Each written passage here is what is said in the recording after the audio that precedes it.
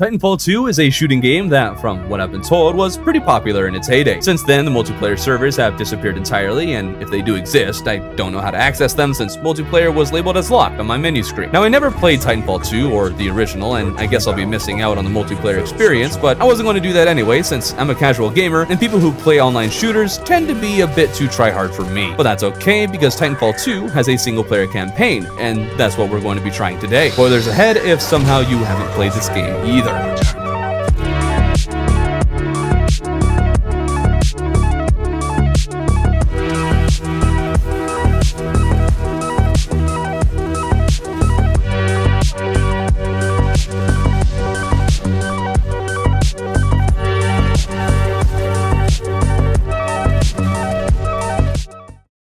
For other games I've tried, I talked about different parts of the game or game mechanics and sectioned them off from each other, but we're going to do the campaign in linear order. Part of that is because there aren't exactly a whole lot of mechanics to talk about, so the whole experience makes more sense to talk about, but also the campaign took less than 5 hours to complete. Now, you've been watching me in the tutorial area of the game for a little bit, which is a really nice tutorial area, by the way. You could spend a whole lot of time here and get really good at the game before doing anything else, but I'm not. There's a whole timer and everything where you can try to beat your times, but as I ran the course, I knew that I was probably going to be struggling a little bit. The tutorial brings you to the part where you're going to learn how to use a Titan, but you're suddenly brought out of the simulation.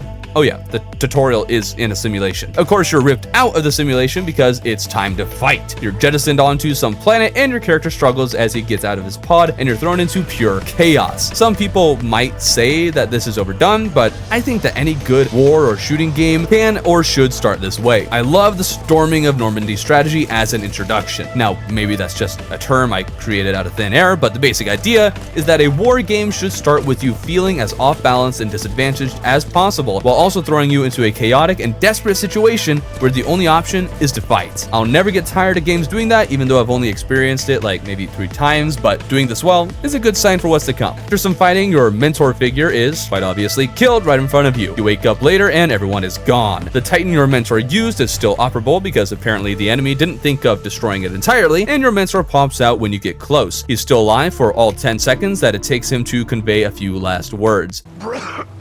Bravo Tango 7274. Wow, that's sure convenient timing. Boy, am I lucky. But the game ain't giving you a mech suit yet. First, you gotta go get some AA batteries from nearby power sources. Along the way, you'll run into these annoying and terrifying beasts, as well as some enemy soldiers. The first 2 I killed had their backs turned, so I punched one off a cliff and gunned the other down, and wow, it felt kinda weird. It just occurred to me, I haven't really played any of these shooters where the enemy targets are humans and look like humans. This might be the first one that they look like actual soldiers with actual human faces, and wow, I didn't expect that to feel weird. Maybe this is why my parents, or maybe your parents, didn't let you play first-person shooters when you were young. No, I'm not trying to make some sort of point with this, I just thought it was noteworthy because this kind of strange feeling never really went away. Needless to say, I was always happy when the enemy was a Titan or robot, though I think it felt the most weird when I returned with the first battery and needed to execute some guys who were checking out the Titan. Now this video is turning into a weird introspection. Guys, I haven't been desensitized like you have. They got you young, but I was still innocent, alright? When you bring back the second battery, you plug it in and you are finally given a Titan to control. And of course, this means it's time for a power trip, as well as a little bit of a tutorial. You mow down a bunch of soldiers and then march forward on your path to escape. They throw a Titan in the path to give you a little taste of what that's like, but it's a pretty easy fight. The next mission, or part of a mission, I never could quite tell if it was a different mission or just a different part of the same mission. I don't know, because it's all tied together. Anyways, the next mission starts with you backing up your allies in a Titan battle. So this time, you get to gun down a whole bunch of different Titans. Now, I personally hate vehicles in shooting games, though I guess my only real frame of reference for that is in the Battlefront games and Halo. Normally, I hate them because they're overpowered no matter who's using them, and they usually feel slow and more like weapon spam and bullet sponges than anything else. But these Titan battles have been feeling pretty alright so far. After paving a path through the enemy forces, you find your allies hunkered down somewhere. You're told more allies need help further down, and a robot rips open a door for you, which is just kind of cool to see. You find your other friends, and they're in the middle of a firefight, and thing is, it actually feels like they're participating in the battle, and not just shooting blanks like just about every other game I've ever experienced. They're not going to carry the battle for you or anything, but it actually felt like I was participating in a real battle here, and wasn't just mowing down every soldier on my own, which I appreciated. It even encouraged me to try and be a super soldier in an effort to save my allies. Eventually, you come to this really open area, and now you're in for a bit of a trip. The wide open spaces make you an easy target for enemies all over the place, and there's these kamikaze spiders that chase you down and explode. So after you press a button, you now have to deal with hordes of enemy soldiers at the same time as you run away from these spiders. Pretty sure there was never a time I was able to really even stay still because these creepy crawlies, but that's also just what the game wants you to do. You're meant to be flying around these levels while shooting off rounds like they were going out of business. Thing is, I'm not very good at the run and gun shooter though. My strategy for battle is either run headlong into gunfire and hope to survive, or carefully moving from cover to cover and shooting enemies from a distance. Even as I was finishing the game, I struggled with moving at a fast speed while also hitting my targets. I also always had to find a wall to take cover behind, but when I was able to sprint along walls and take down enemies, it sure felt good. Once you clear this part, you encounter your first boss battle against a guy named Kane. The battle was pretty alright. I did almost lose, but it still felt kinda easy. It was interesting though, fighting a mech who wasn't just an average soldier. Not a bad fight. You do rip the helmet off the corpse though and steal his comms, which your character uses throughout the game. I guess at this point I've lost track of what level we're on, so I guess I won't bother telling you which one we're on, and that doesn't even really matter anyway. We're just going to focus on key events. During the level after Kane though, you fight with your Titan for a bit before you're separated. But now, when you return, your Titan BT is being picked up by a crane and taken away. Although this was kind of terrifying, it was also funny thinking that all it took to stop one of these unstoppable killing machines was a claw. No longer do you need to arm your bases with cannons, just put a bunch of mechanical claws around and you'll be fine. But I guess I should probably get my Titan back, so we're brought to the next level, and I can't decide if it was one of my least favorite or one of my favorite. See, in this level, you follow these moving platforms that go along the same path as BT. This forces a lot of movement, which is fine, but at the same time, you're in a wide open space and enemies are shooting at you from all directions and from far away and close up. But it gets worse. These areas have similar coloring to the armor that the enemies are wearing, so they're just a little bit harder to see. All these factors combined made this area really hard to clear. I often like clearing areas of all the enemies in sight, but this level taught me pretty quickly that doing so would only get me killed and take forever, so I learned to be more strategic about the enemies I took down and when I just decided to move on. At some point, you're brought to this town that's perpendicular to the ground and you have to climb up it. This was a little tricky, but I got up there. Oh, and this chick has been responsible for all this headache, and now she wants to have some real fun with you. The town is brought up to be kind of normal looking, and it looks suspiciously like a multiplayer map, if you ask me. This is the moment when some soldiers are let loose, and I honestly couldn't tell you if they were friendlies, but that's not why you're here. Instead, a Titan is set loose on you, and it hunts you down relentlessly. This was easily the most terrifying part of the game. Such good game design, teaching the player that Titans are overpowered killing machines, forcing you to rely on a mech at several points in the game, and then stripping that mech away from you, and then having a mech hunt you down. I don't know if you can actually destroy this thing since I spent most of my time running away in terror. After running for a bit, some soldiers are sent to make sure you're finished off, and once I heard that this was going to happen, I knew this meant a hole would have been opened somewhere in the side of the dome I had been trapped in. So I very strategically let the Titan punch me over to where the opening was and got out of there as soon as possible. This is also the least guilty I ever felt for taking down enemy soldier. Yes, desperation and fear will do that to you. You fight the chick whose name is Ash, by the way, and she had a sword, which terrified me at first, but then she turned out to be an easier boss than Kane. She was a lot more scary when she was just a voice in my head. Now it's time to take a look at the level called Cause and Effect, the only level whose name I care to mention because this was the most amazing level of the game, and I'm pretty sure it's the one that really helped this game's campaign become famous, or at least I think it's famous. I don't know. I'm pretty sure. In this level, there's these time distortions, and at first they randomly happen, causing you to be a little disoriented and on edge. Turns out another pilot has been investigating this anomaly, and when you find his corpse, the invisibility power you usually have is replaced with the ability to hop between two time zones. This power is of course used to get through the rest of the level, with one time zone or the other blocking your path while the opposite one let you progress. Scary dog beasts wanted to eat your flesh in the present, while armed soldiers were ready for you in the past. There was a little bit of a balancing act in when you would use the time device in in combat too, especially when there were enemies in both time zones. You could also use the ability to sneak behind your foes and take them down much more easily. This level was super fun, and I'd happily play it any day. The whole mission comes to an end when you discover the cause of the anomaly, and after a firefight, the device explodes or something, and time freezes for everybody except you. I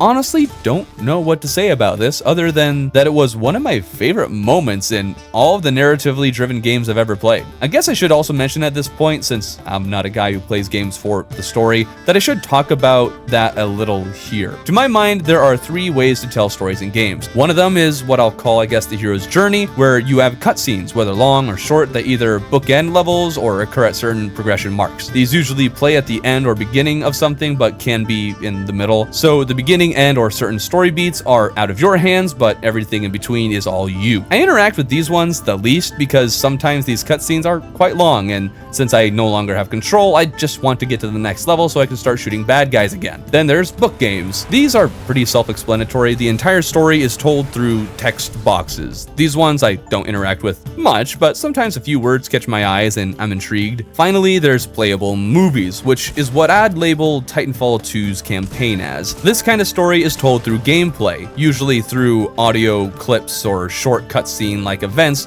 where you lose control for a moment so a story beat can happen. Titanfall 2 does have several moments where you're just a guy sitting around or lying on the floor bleeding to death, and all you can do is watch. But these are a little different to cutscenes in my eye because you still feel like you're a part of the story because of one tiny detail. You can move your head around. Movement is very limited, but this tiny amount of control made the story much more engaging and immersive to me. Okay, that was a long aside. Back in the game, you and your friends are in some kind of bunker and grab some sort of energy gun that you use to power some sort of reactor that enables some sort of dish so you and your allies can call out for help. But oh no, the dish needs to be realigned or some such nonsense. So let's just go and do that.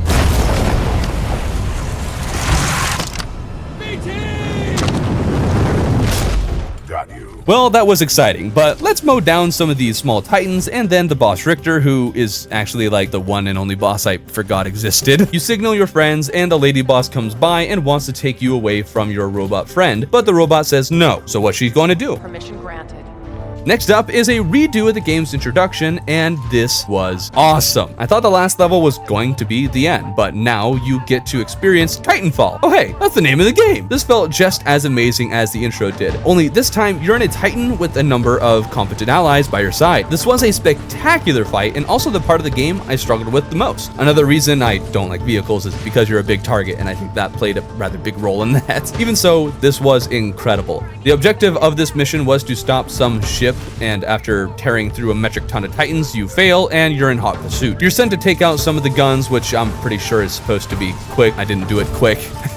When I did do it though, several other pilots join you, and if you don't know what a pilot is, they're basically like Spartans in Halo, assuming you know what those are. This part was short, but makes you kind of feel like a part of a special ops team, so that was cool. It comes to an end though, and now you have to fight Viper, who is a flying titan. This guy was tough to take down, but I did it first try since none of the bosses are really that hard. It does make you wonder though, why all titans don't fly? Is it that hard to do? Things aren't all roses though. The ship is exploding and BT saves you from that explosion. You wake up to the big baddie trying to get BT to drop some power orb you've been after since the time distortion level. BT is being uncooperative, so they've kept you alive to try and convince him otherwise, and they succeed. But then BT is, let's just say, put out of commission. But it turns out basically everything that BT is in the head, and well, they didn't destroy that part. So you rip out his head part, and now you've got aimbot. Wait, why don't they just give all their soldiers these things? Oh, pew pew gun, go pew pew. Wait, what was I talking about again? You're given a new Titan, but once you plug in BT's little glow disc thing into it, you now essentially have BT with a different paint job. Also, you have Gatling gun. You beat another boss named Sloan, and then you do the heroic thing and end up flat on your back for it. The big baddie makes a return and places a card on your Titan that says Apex. Hold up, are Titanfall and Apex Legends related in some way? Wait, what? But the story isn't over yet. You have to stabilize utilize the Ark, the name for the orbiting this whole time. You and BT are going to sacrifice yourselves heroically before it can be used to destroy your homeworld or something. But BT says nope, and you're spared while BT goes kaboom, along with the rest of the planet you were on. Sure hope nobody lived there. But that was my experience with Titanfall 2's campaign. Maybe I should have tried the first game, but I never felt I was out of the loop in any way. Of course, I wasn't able to try the multiplayer part of the game either, which I'm pretty sure was meant to be the main moneymaker of the game, like all other live service games out there. But now that that's gone, is Titanfall worth the price tag? Well, it's on sale quite often for pretty cheap, so there's that, but it was also one of my favorite campaigns of all time. Yeah, it's not on a very long list of campaigns I've played, and it's pretty short, though having that short campaign I think actually helped. The condensed goodness made the whole thing feel good, rather than having a 30-hour campaign full of highs and lows. Not everything about the campaign in Titanfall 2 is the best thing since sliced bread, but I would actually be quite happy with more games like this, where it's a very short experience, but is good every step of the way. 5 hours of pure goodness, I think, is better than 5 hours of goodness inside of 30 hours of gameplay. 9 out of 10. Solid game. You should try it if you haven't already, even though multiplayer is no longer viable. Plus, since the campaign is so short, it's really easy to revisit without any kind of big time commitment. Awesome game. So glad I was able to try it. Hey guys, thank you for watching that video. Make sure to comment below what game I should play next, because of course there are a million games out there and I haven't tried almost any of them. So let me know in the comments below which game I should do next.